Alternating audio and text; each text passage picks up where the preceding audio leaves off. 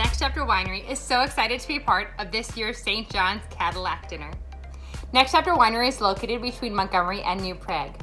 Fun fact, Mrs. Stika lives just on the road from us. Many of you have received a bottle of wine or two from Next Chapter Winery in your complimentary party packs. So, I thought it might be fun to share some wine information with you. First, wine can be made from anything that contains sugar. Sugar is converted into alcohol during the fermentation process. Usually, that's fruit. More specifically, that's wine grapes. Wine grapes have more sugar than any other fruit in the world. We are lucky enough to grow wine grapes here in Minnesota, thanks to the University of Minnesota, who created the cold, hardy grape varietals. Those can withstand negative 30 degrees. The Frontenac Gris and the Marquette that were available for your party pack are both those grapes that we grow here in the vineyard. Next, when you're tasting a wine, it's important to focus on the 5 S's. Those are see, swirl, sniff, sip, and savor. When you see a wine, you're looking for the colors of it as well as the clarity, so how well you can see through it. So it's kind of nice to have a white background.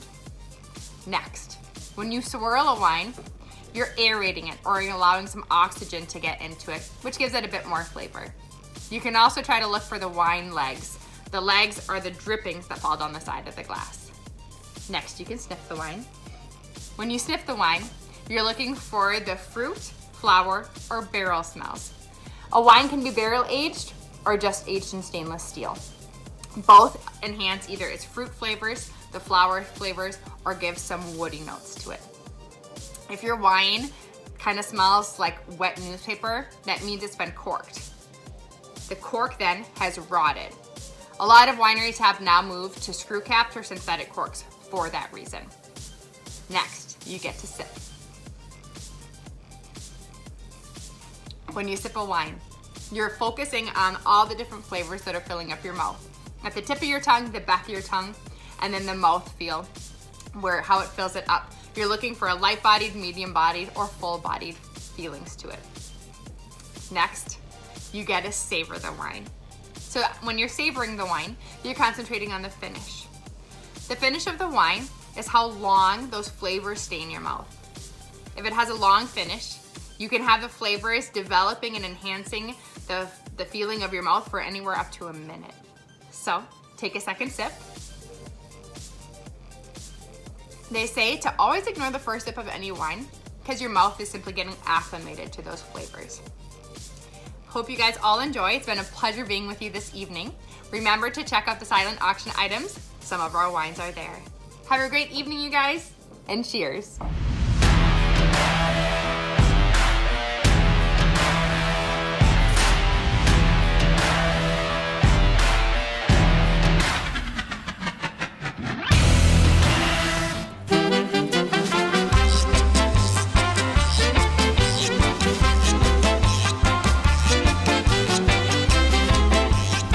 Good evening, parents, alumni, friends, and supporters of St. John's in Jordan. I want to welcome you to the 2021 virtual Cadillac dinner, and I'm so glad you're here with us this evening. Of course, we're virtual this year because, like everything else during COVID, it's different. But as we've done all year long, we're making the best of it, and we're going to have a lot of fun tonight. Before we get to that, I want to take a second to recognize so many people who have tirelessly worked to make this year a success. First, our beloved teacher and Principal Council Education Lead, Sue Calling. Mrs. Calling stepped forward on what was supposed to be a sabbatical year off for her and has brought continuity and a familiar face to the principal's office. She is irreplaceable. Lynn Stika was a new hire this year, and boy did she jump right into the deep end. Just weeks after she started, I approached her to step up in a big way to be a part of the Principal's Council leadership team, and she said yes. We couldn't get through one day without Lynn's yes. Equally helpful and experienced is our Principal's Council preschool director, Mary Jean Storley. She has helped keep our preschool up to date with state regulations and running smoothly throughout the pandemic. Our business administrator, Jonathan Brantner, puts in tireless hours, ensuring our business operations have continued without interruption, including the screening and drop-off of students every single morning. Finally, I thank our staff, faculty, and parents who have shown resiliency, fortitude, and a cheerful disposition. We have also had tremendous volunteers who have offered their time and talent to make sure our parish and school have been kept running smoothly. This year we want to honor 2 people who have gone above and beyond to make sure St. John's didn't miss a beat during the pandemic. This year's Distinguished Alumni Award goes to Marty Picarna. Marty stepped in the first few weeks after the shutdown to help us run our Mass streaming service and to cantor Mass. He has not missed a weekend since. I'm so thankful for Marty's eager and persistent service to our community. He shows up with a smile and a willing heart. I think we have a message for Marty from a few special people. When I think of my dad, words like courageous and hardworking, determined and generous come to mind, but none of them really do justice to totally encompass the kind of person he is for myself and for my family. He literally would drop anything and everything to be there for us. Always, always, always puts us first. I see those same kind of attributes as he serves at St. John's Church. And over the past few years, it's been so fun to go home and visit and just see him kind of step away into the office for a few minutes and practice some of the songs for next Sunday's Mass. And it just makes me so proud to be able to call him my dad, someone that I truly admire and look up to for so many different reasons. Love you, Dad. There really aren't any words that I could use to describe how wonderful of a person I think my dad is. And I think that's very fitting because he's always been a man that shows his love with his service. And I think that one of his greatest contributions to the community around him and at St. John's has been through his service of music.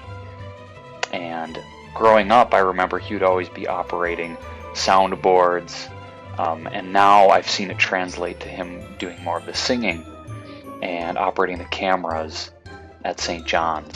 And I'm so happy that he continues to share his passion of music with everyone around him, including myself. To present our Honorary Alumni Award, we have Parish Council Member Troy Mahoney.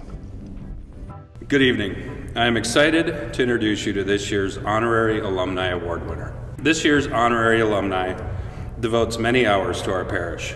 As a parent to past graduates of St. John's School, to being deeply involved with literally every inch of the St. John's property, from the cemetery to the kitchen, from the attic to the catacombs, from the Scott County Fairgrounds to the old school parking lot, the Adoration Chapel to the choir loft. I am humbled and blessed to introduce you to someone I call brother. Congratulations, Rich Dreemeyer, on being this year's St. John's Honorary Alumni. Rich has been quick to jump at the opportunity to serve our community.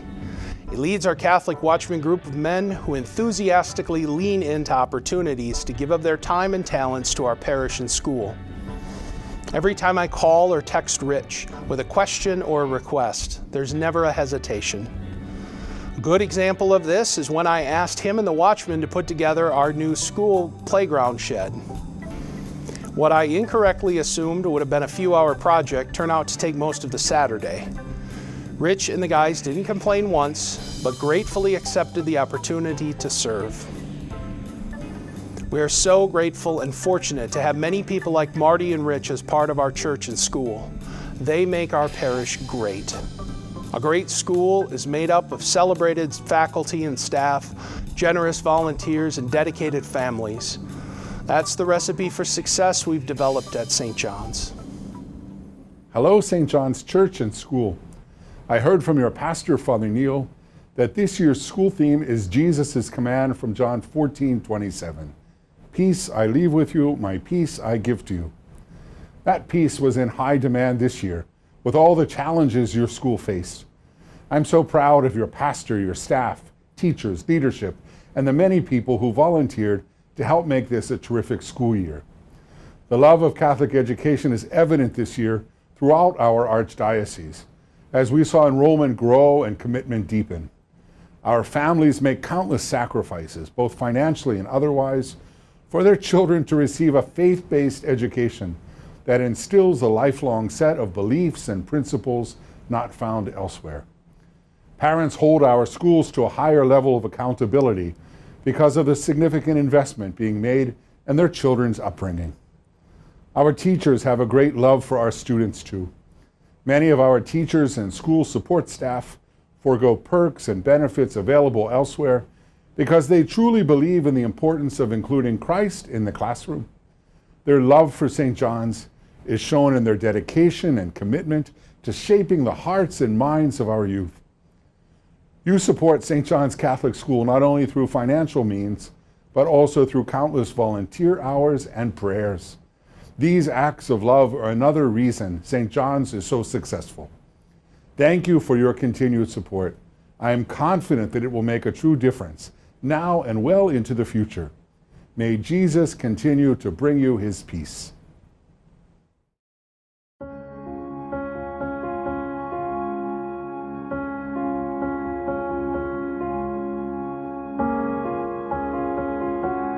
I was terrified to send any of my children to school this year. Truth be told, I was a mess. I was nervous. I didn't know what their future was going to look like. I didn't know what they were going to be taught, given things that I've been hearing. But I knew he was safe and his heart and his mind were safe here.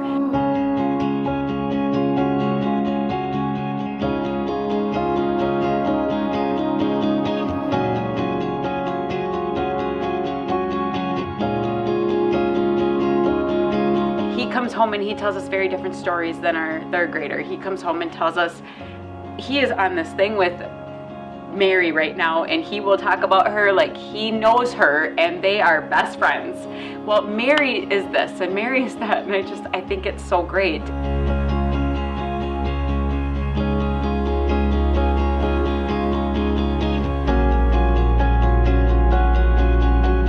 I needed to know that Sam was going to be a kindergartner. These kids are asked to grow up way too fast right now in this world, and it's not fair to them.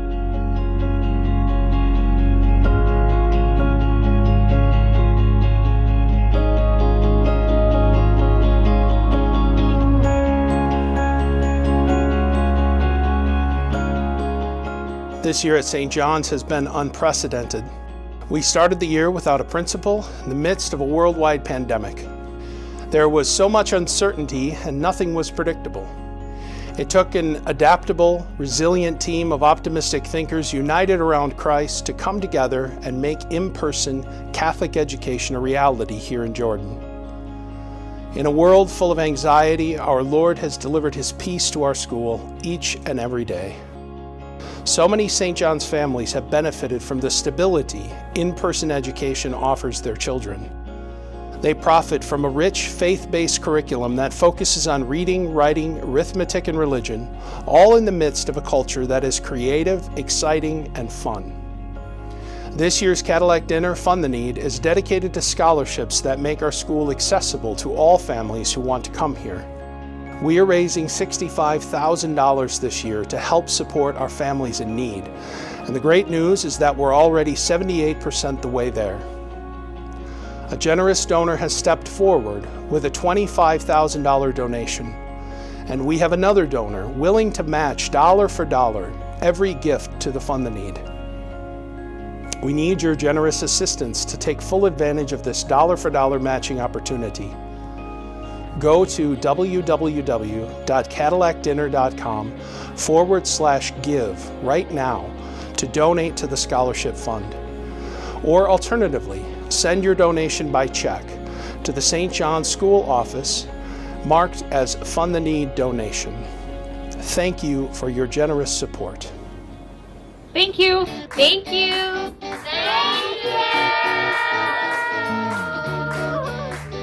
Thank you. Thank you. Thank you. Thank you. Thank you. Thank you. Thank you. Thank you. Thank you. We appreciate you. Thank you.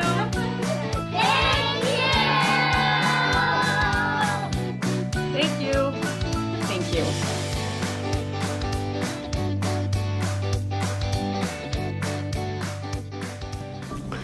This year, we are raising funds to help support families in need.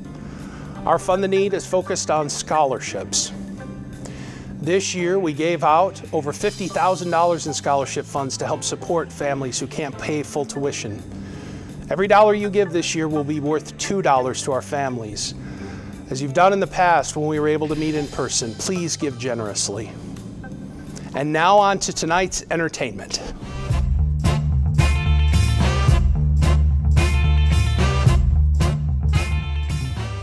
I want to introduce to you our entertainment for the evening. Our comedian today shares the Guinness World Record for longest stand-up comedy show, which lasted over 8 days. I almost said 5 days.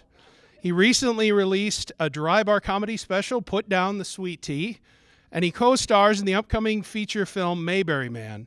Joining us from Bust-A-Gut Production Studios in Nashville, Tennessee, please welcome Rick Roberts. All right, everybody. How we doing tonight? Pretty good? All right, you look good. Everybody's got their mask on. That's cool, man. Except for that one guy in front. I see your face, dude. There you go. Hey, I know it's just tricky. I know a lot of you guys have got the vaccine already, right? Raise your hand if you've got a vaccine shot already. Look at that. And raise your hand if you've got the disease already. Anybody else got the virus already? A couple of you fought through it. So pretty much 50-50. Everybody's good to go. I'm happy that so far I haven't caught the virus and I haven't got the vaccine shot yet. I'm planning on getting the vaccine shot, but none of my friends want to get it. I just can't understand, my best friend's like, man, you got to really watch out what you put in your body, dude. I'm like, dude, put down the pork rinds and sweet tea and just move along, all right? You're not concerned at all, dude. But the people that don't like wearing masks, they really don't like you wearing one either, do they? That's the one thing I noticed. I was walking into a Walmart a couple of days ago and I put my mask on so I was ready to go, but I wasn't in the store yet. This lady walked right up to me. She's like, sir, you don't have to wear those outside. It's not doing nothing for you. It's not even a good look. And I looked back at her wearing pajama bottoms and socks and Crocs. I'm like, right back at you, Karen. Put on some pants. This ain't a Zoom call. Yeah, there's all kinds of things. Everybody's doing what they can. That's the one thing. Early on, at least, we all seem to kind of use our resources to get the best that we can out of each other. But some things just kind of backfired, General Motors said they were going to provide respirators to everybody. They were going to fire up their factories to make respirators. I'm like, well, that's great, but GM also gave us the El Camino. So just be careful, right? You might get a respirator that you can haul a kayak in. That's going to be nice, right? And then there's little companies. Of course, small businesses have been hurt a lot. There's a company here in Nashville that was making CBD oil products, and they switched their production line to make CBD oil hand sanitizer, which, I'm not sure if it actually kills the germs or just makes them really confused and lazy. They get kind of hungry. Call Grubhub. How do we get out of here? But we're all just doing what we can. That's the main thing. I've got little kids, so I'm trying to stay healthy, and they were going to school a little bit, then they were hybrid school for a while, then they were home all the time, and my 15-year-old freshman, he goes, I'm only at school 2 days a week. That's not very good, is it? I'm like, dude, you're in school 2 days more a week than I was in high school. You're killing it. I was hooky all the time. And my little daughter, she's in 3rd grade, and I typically travel a lot. I'm usually gone 160, 170 days a year, so about 3 weeks into this whole thing, she noticed I wasn't gone that much, and she just looked across the table one morning at breakfast and said, Papa, how come you're home all the time now? I'm like, well, I hope you don't mind, but currently my job is considered non-essential. Do you know what that means? She goes, no. I said, it's something that's nice to have, but you don't have to have it. She goes, oh, I get it, like your hair.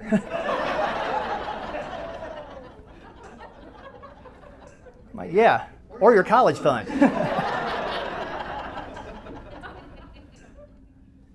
Yeah, but they're just doing the best they can. I've got funny kids. That's the great part about my home life. I get to be home a lot, and they're just cracking me up all the time. My son, he's 15, like I said. When he was little, he was quiet for a while, but when he would say stuff, it was either weird stuff or funny stuff. There was like no in between. And if you're a parent, sometimes you can't laugh at what they say because it encourages. It's like it's not the right kind of funny sometimes what they say, but just kind of play along with it. One night I'm tucking him into bed. I'm like, hey, buddy. Hope you have sweet dreams. He looks up at me and goes, I hope you're still breathing when I wake up in the morning. Like, what do you know that I don't know? And I was awake the next morning. I didn't sleep a wink that whole night. And one night before we go to bed, we're brushing our teeth, you know, and I notice he's looking in the mirror at him real close. Then he looks over at me, then back at him, back at me. I said, "What's the matter, buddy?" He said, "Papa, I just noticed me and you, we kind of look alike." I'm like, "Yeah, what do you think about that?" He goes, "What are you going to do?"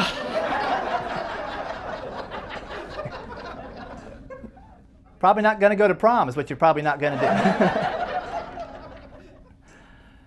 Yeah, he's a good kid. I got a great wife too. I've been married for 17 years, that's not bad, but it's not the longest probably. How many folks out there have been married longer than 17 years? Anybody?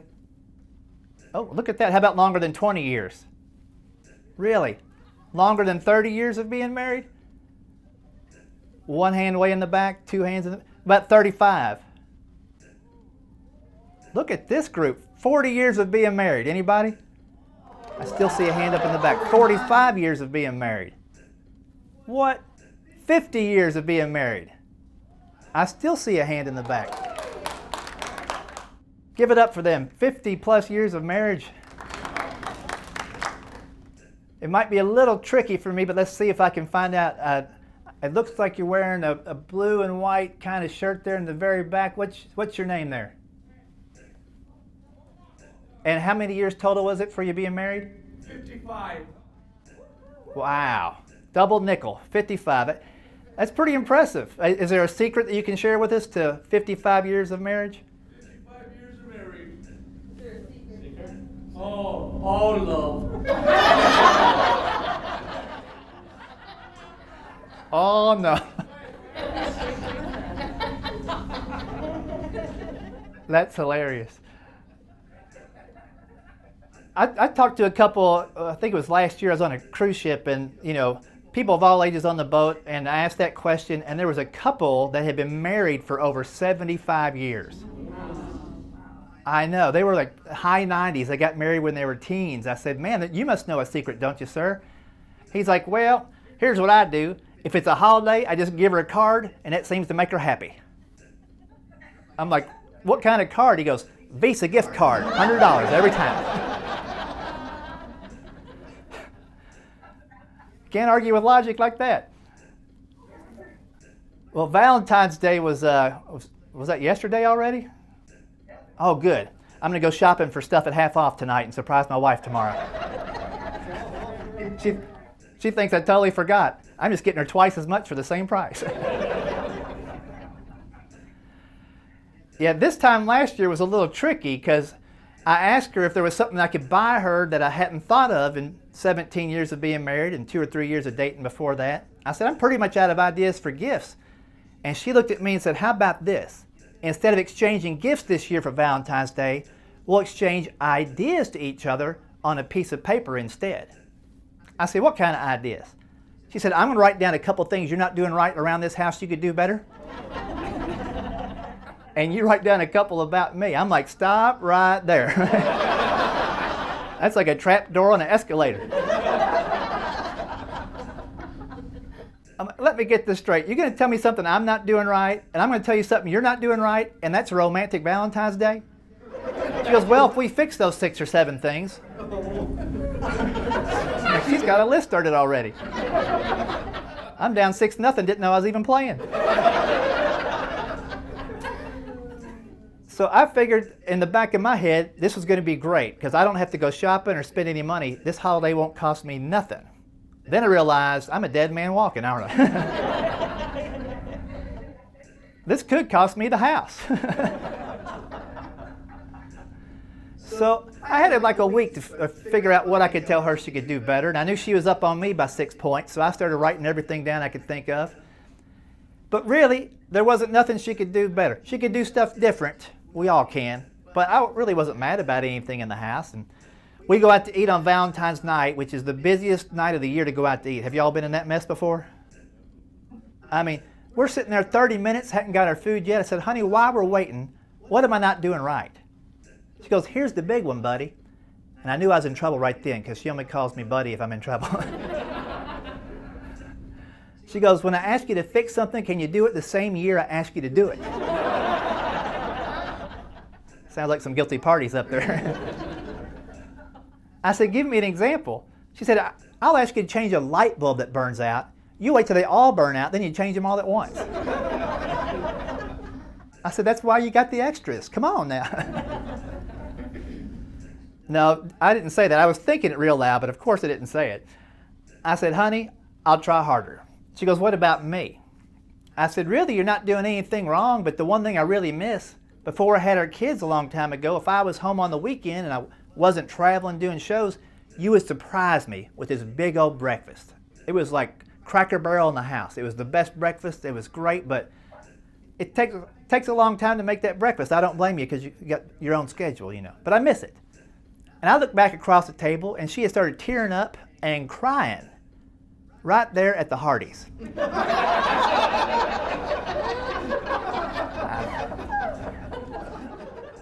On Valentine's Day.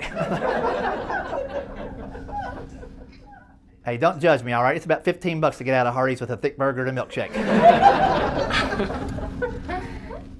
But she was really crying. I said, I didn't mean to upset you. That was a compliment, you know? She goes, well, I didn't quit making breakfast because of the kids. It's because you never gave me a compliment when I made it. I didn't think you liked my cooking, so I just quit. Man, then I started tearing up and crying. Thinking about 15 years of Fruity Pebbles and Pop-Tarts I've been shoveling down. With soy milk. Have you ever had to drink soy milk? That's like whiteout and water. Who makes this? It's horrible, man. But the only reason I tell you this story is to help the guys out there that are in this room here tonight and everybody watching at home, is because when you talk like that, you're communicating, right? Ladies appreciate that communication. The very next morning, fellas, it paid off. I woke up at 6 a.m. I smell maple syrup. I smell pancakes. And I run downstairs, and my wife had bought a candle somewhere that smells exactly like...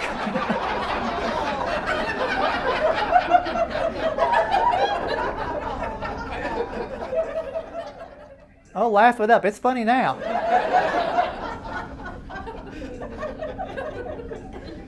You ever been hungry and mad at 6 a.m.?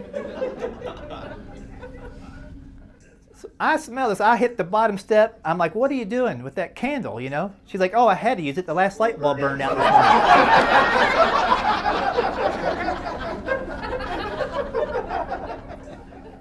morning. She wasn't even trying to get me, and she got me. That's how good she is. But like I say, 17 years has gone by like that. I moved to Nashville, Tennessee 17 years ago. I moved here when they still made country music. Do y'all remember those days? I mean, they make it now, but I don't know what it is. It's not what I grew up on. You know, I grew up on like Merle Haggard and Johnny Cash and those kinds of guys. My little one, she likes Taylor Swift. And I don't know, got any Taylor Swift fans out there? It's okay. Yeah, I'm not here to pick on you. I'm just curious. That's okay. Because I need to learn why is she so angry? You know, every song she's mad at somebody else. I don't get it. We counted it up. She has 16 different songs about breaking up with boyfriends. I told my wife after 16 the problem could be her.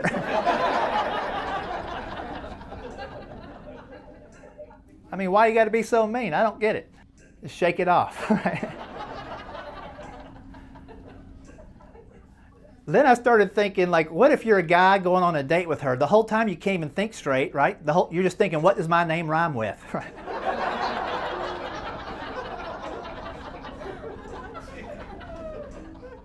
I mean, I don't know.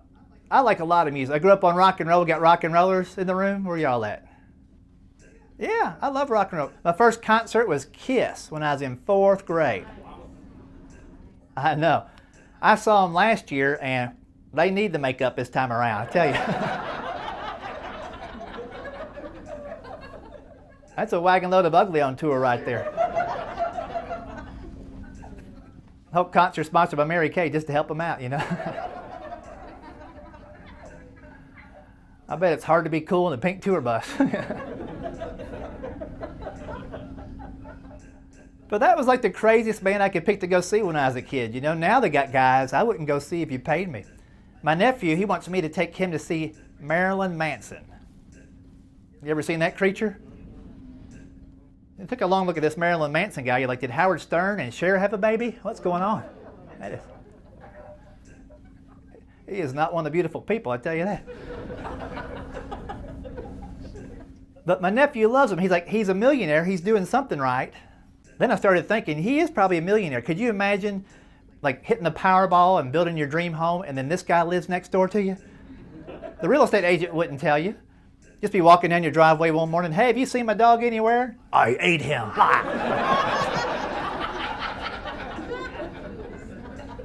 See you at my moving sale.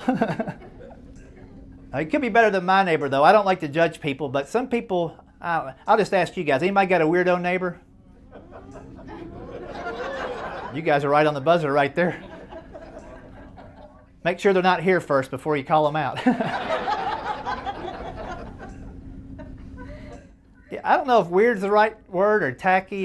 Like I say, I don't mean to judge, but I came home from a show one night, pulled in my driveway at 1 in the morning. My neighbor is on a ladder up against my house, trying to yank down all my Christmas lights.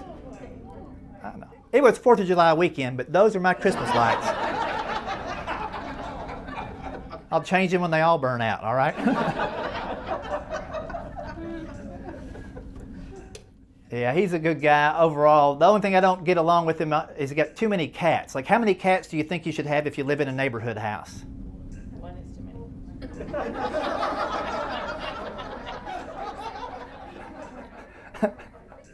What did she say? She said one's too many. Yeah, I'm with her. One's a little bit high, but we can say one. I'm exactly with her, man. My neighbor's got 9 cats. Yeah. That's 81 lives. I'm exhausted. I had to watch his cats while he went on vacation a little while back, and I'm allergic, so I really don't know anything about him, but I learned a lot that week. You know, a lot of things they say about cats aren't true at all. Like they always land on their feet.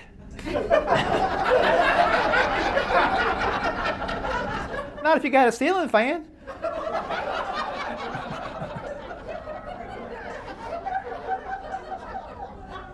I'm just teasing y'all. I wouldn't hurt a ceiling fan, okay?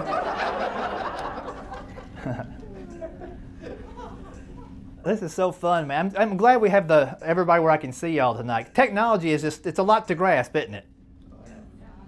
You know, my parents, bless them, they're in their 80s now. We got them a laptop at Christmas time because we couldn't see them, and we needed to find some way to see them through the computer, you know. So we got them hooked up, and that's what they were supposed to use the laptop for. That's exclusively what we got it for them.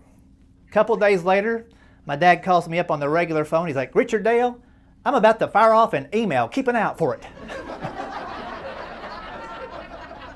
I'm like, I will. And just so you know, you don't have to call people before you fire off an email. But I checked my inbox. There's an email, but it's not coming directly from my dad. It's asking me if I would like to follow him on Twitter. Yeah, this ain't good for nobody right here. So at that point, he had the laptop for 2 days. He had put out 165 tweets. I know. It gets worse. All capital letters, no punctuation, 0 followers.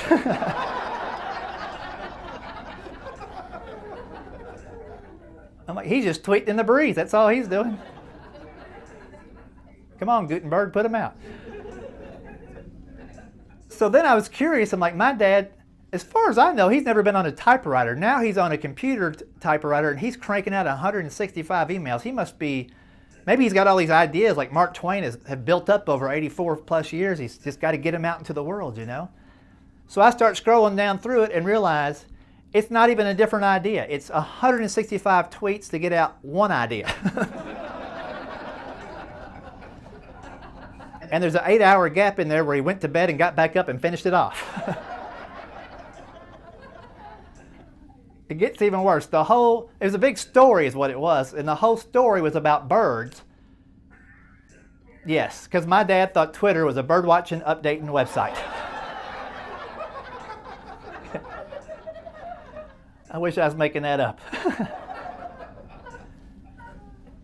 If you want to follow my dad on Twitter, you can look him up. He's at Nuthatcher. 401-261853, which is also his Social Security number.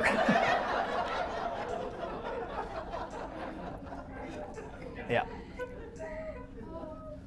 But they're figuring it out, you know.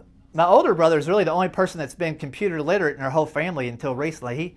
In 8th grade, and this would have been for him 1975, he got something called a Commodore 64. Y'all remember anybody Commodore 64? Look, hey, thanks for staying up late, you guys. I appreciate you being out tonight. He got that out of a Sears catalog. Raise your hand if you remember Sears catalogs. Yeah. It was like Amazon in a book. It was real neat. But he ordered that one Christmas, and like 2 weeks later, figured out how to reprogram it and all kinds of stuff, you know. So last time I was visiting my parents at Christmas time, my mom gave me that Commodore 64. She goes, well, trade out. You give us that new laptop, we'll give you the Commodore 64. So I take that computer back home and I just throw it away, right? It won't even go in a museum. It's so bad. I just threw it away. She called me up 2 days later. She goes, have you got that thing running yet? Like, oh, I got Windows 57 on there. That's what I got. You can't even catch a virus. It gets a sniffle, shuts right on down.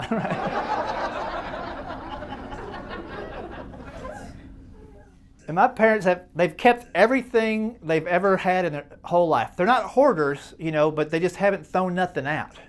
And last time I went to visit, I asked my mom, is there anything new going on around his place? And she was so excited. She's like, oh yeah, we got a home security system installed in here. They've been in the same little ranch house on a tobacco farm since 1968. I said, what do you think people are going to do, break in and remodel when you're not looking? If somebody knocked down my parents' door, they would be so confused. They'd trip over a beanbag chair. They'd hit the couch and slide off the plastic. They'd knock over the smokeless ashtray from Ronco.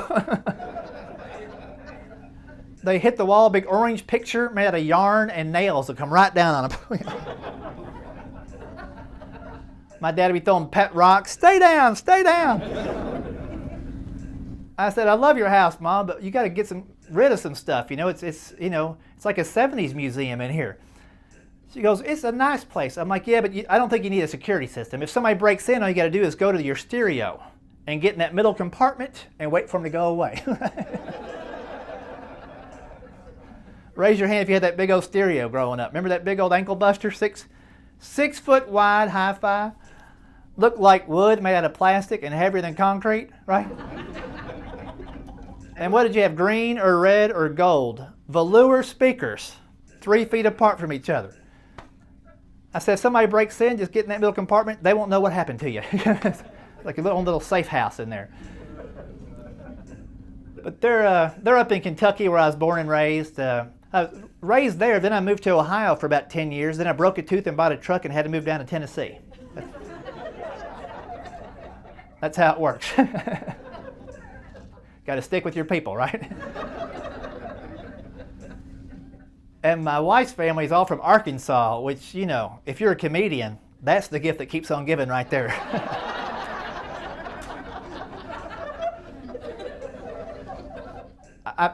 I think geographically we make fun of Arkansas like you make fun of Wyoming, something pretty close. Or you probably make fun of Arkansas, let's be honest. But I love my in-laws. My favorite is my brother-in-law, Skillet. He's the biggest, I know. Long story short, he got beat up by a Waffle House waitress with a skillet one time. But I love him because he's crazy. He's fun-loving. He drives a UPS van, you know, not for a job. He just got one at an auction real cheap. I'm like, why'd you buy that van? He goes, think about it. I can park wherever I want to. Just leave the blinkers on. I'm like, I don't think a lack of parking spots in Arkansas is a problem, is it? I think everybody's left the state. You have the whole parking lot to yourself. But he modified the big old UPS van. Now it's like a deer hunting lodge on wheels. We got any hunters in this bunch? I'm sure we got hunters. Where are y'all at? Way in the back, I can barely see you. You got camouflage on, you blended it right in with that door. If you don't mind, can you stand up just so I can see you a little bit better? You got the hat on? Yeah, right there. There you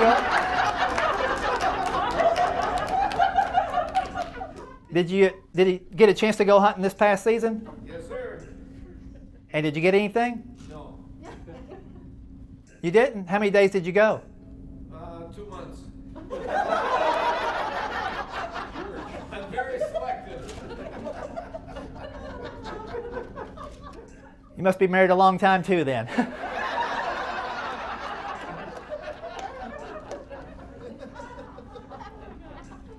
Well, I'm sure you've had some pretty big deer in your day though, right? Oh, yes.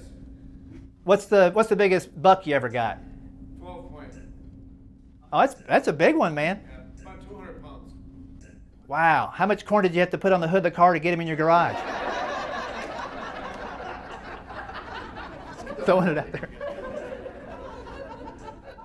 No, that's impressive. So you've seen the good and the hard of hunting, right? So here's what people don't understand is when you don't get a deer, on your way back home, it seems like everybody else got one just to rub it in, right? Yep.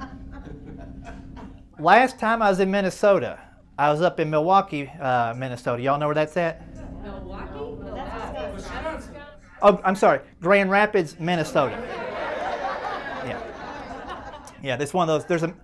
There's a Milwaukee and Michigan. Anyway, there's two of those.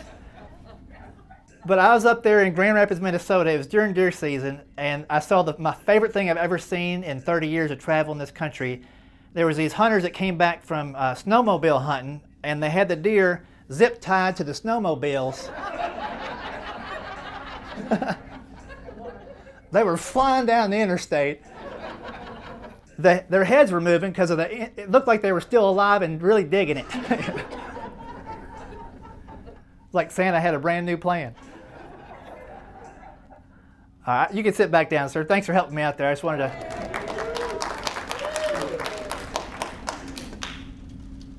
The other craziest thing I've ever had happen to me in traveling the country was a couple years back, maybe 4 years ago. I had to drive all the way across Kansas. How many folks have ever driven across Kansas? Yeah. How many ever plan on heading back? Right. I knew it was going to be flat. I didn't know you had to bring your own people. I had no idea. That tornado from the Wizard of Oz took everybody, didn't it? And it's so flat, the highway patrol has to be extra sneaky because they don't have anything at all to hide behind.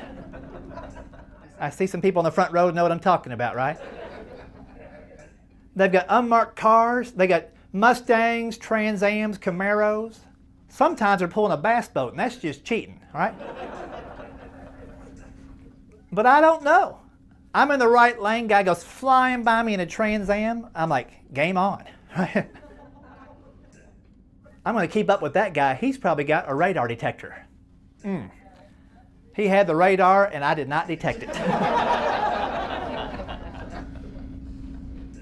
So I'm trying to catch up to him, and at the time I had a 1996 3 out of 4 cylinder Isuzu pickup truck. Yeah, that's a woman getter right there, ain't it, ladies? Maybe not in Minnesota, but it worked in Arkansas. It's no UPS van, but I was doing what I could. All right.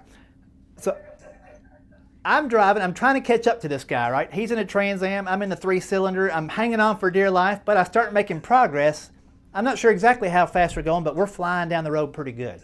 Then he started slowing down and speeding up and switching lanes and swerving everywhere. I'm like, this guy has fallen asleep behind the wheel. I should get his attention and see if he's okay. You ever been so stupid you pulled the cops over? Anybody else? You want to talk about paperwork? Whew. I don't know how to pull anybody over. I just roll down my window and stick my head out. I'm like, woo, whoop, whoop, whoop.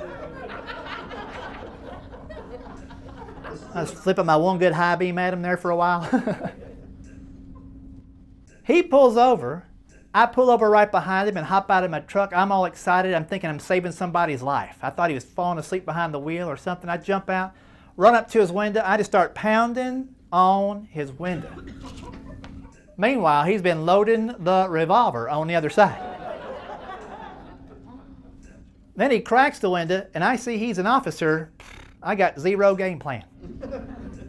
But I start thinking I should arrest him for reckless driving before he arrests me for speeding, right?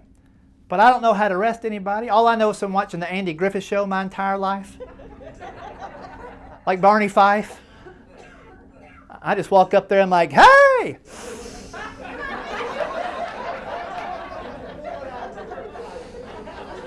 Would you mind rolling down the window?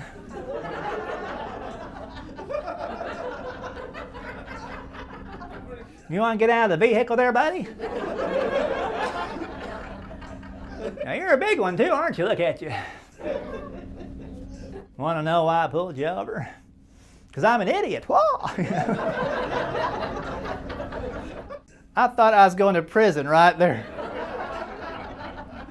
He's like, you're so weird, I'll drop you off wherever you want to go. I wish. He actually was so confused and angry, he threw me in the back seat of his little squad car and locked me in there. He gets on his little shoulder CB. 5 minutes later, 6 more popo roll up.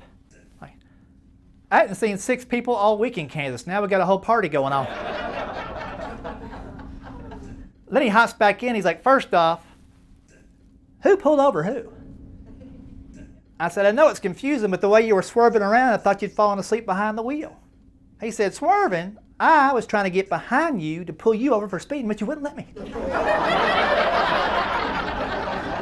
I said, well, I didn't know who you were. You never turn on your lights or your sirens. If you would have done that, I would have pulled over right away. He goes, well, you got me there. They went out on me yesterday. I'm like, well, I'll let you go if you let me go.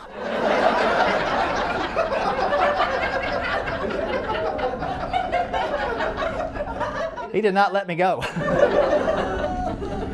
He gets back, he's like, first off, do you know how fast you were going back there? I said, I have no idea. My speedometer broke in 06. I have no clue, but we were moving, weren't we? He's like, yeah, we were. I was pacing you at one point. We hit 104 miles an hour. What do you have to say about that? I mean, you never lie. I said, sir, that's pretty good in a 3-cylinder Isuzu pickup truck. Can you print that out? That's going to help me with my trade-in value right there, ain't it? Then he says, what brings you out here to Minnesota in the first place? I see you've got Tennessee license plates. I said, yeah, well, I was working up here, but I'm headed back home now. He goes, what kind of work you doing? I said, I was doing a fundraiser for the March of Dimes if you need to look into it. He's like, oh, I don't need to look into it, but you might want to look into this. I've been looking at your name here and your ID and your face for 10, 15 minutes now. I don't know what you mean by doing a show and a fundraiser. You're a comedian, you said? I said, yeah, I'm a comedian. He goes, you don't ring a bell. You must not be very good if I don't know who you are. He goes, you ever been on Letterman or Leno or something like that? What do you say? I'm like, no. You ever been on Cops? Huh?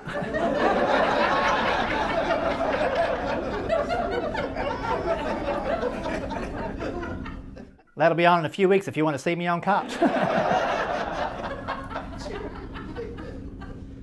Hey, I believe my time is wrapped up. I really enjoyed hanging out with you guys tonight. I wish we could do it for 5 more hours, but I know y'all got a life to get to.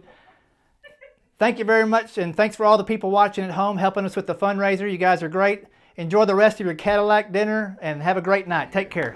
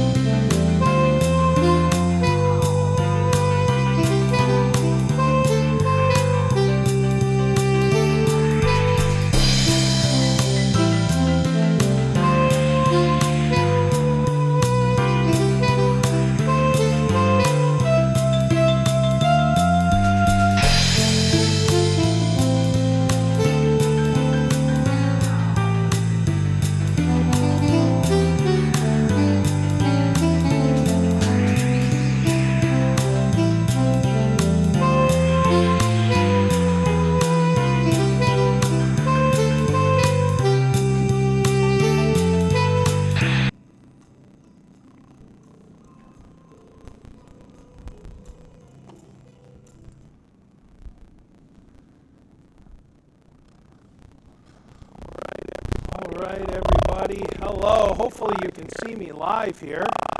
I think this is working, but I don't know. I don't have anybody to give me a thumbs up, so I'm just going to have to trust that we're live. You can see Gus running around back there. Gus, come here. Come here, buddy. Come here. Come here. Sit down. Come here. Sit. Sit. Good boy. We're going to draw some raffle tickets. First, I want to say thank you. First, I want to say thank you for joining us tonight. I should button up. Oh my gosh. I can't believe I didn't button up. You can really tell it's live now because they're not put together. And I've got Mike Hennon here. Mike, can you come out here just so that we can validate? I wanted to have somebody here to make sure we've got a person that will validate that we're drawing for real and this is not rigged in any way. And I couldn't think of anybody more trustworthy than Mike Hennon. And so if you've got any problems, come talk to him. Gus, do you want to draw? So we are going to, hopefully you can hear me okay. I heard a click, and so hopefully that was Mrs. Stika telling me thumbs up. So we are going to draw tickets here for the truck raffle, where the first ticket we're going to draw is for first place. And we're going to set that aside. We're not going to read it. And then the second thing we're going to do is draw for second place, third place, and fourth place. And then we're going to read the first place winner, okay? So let me give it a good roll around here. 750 tickets in there. Mike sold 700 of them. All right, I'm going to try to get it really far. And the first place winner is right there. And we're not going to look at it. We're going to put it down on the table. Right like that.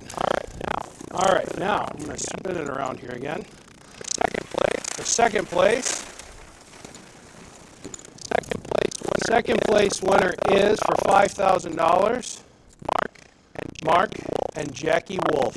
Mark and Jackie Wolf is second place. Right there.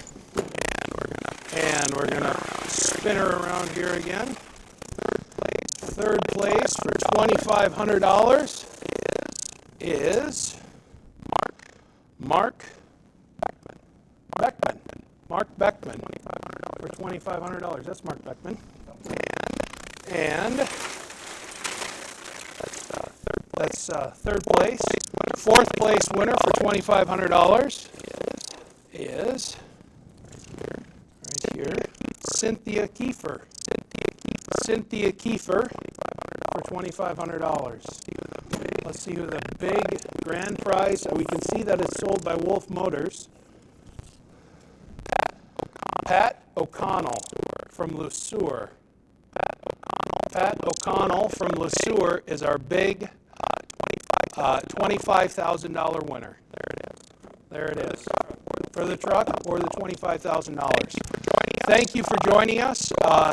Go out there, get your bids in. We've got a couple more hours left, 2 more hours, 10 p.m. The silent auction closes. And then a couple more days left for the Fund the Need. Get your money in for that as well. Thanks for joining us. Hope you had a great evening. Hope the food was good and everything, and you had a lot of fun. Thanks a lot. Bye, everybody. Thanks, Mike. Thanks, Mike. Thanks for coming in.